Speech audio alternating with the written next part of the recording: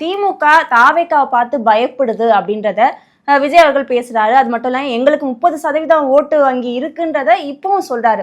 அடிப்படையில ஒரு விஷயம் நல்லா புரிஞ்சுக்கணுமா, இங்க எல்லாருமே வந்து வேணா வந்து விஜய்க்கு வேணா வந்து அந்த கிரைசிஸ் இருக்கலாம், அந்த நாலேஜ் கிரைசிஸ், அறிவு பஞ்சம் இருக்கலாம் யாருக்கு, விஜய்க்கு.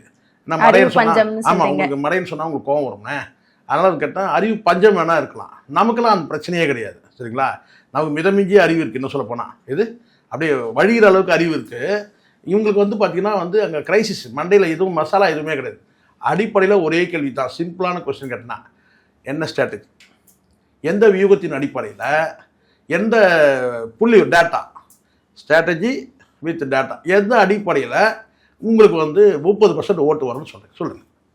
கருத்து கணிப்பு இருக்குன்னு சொல்றாங்க. என்ன யார் எங்க எடுத்தீங்க கருத்து கணிப்பு?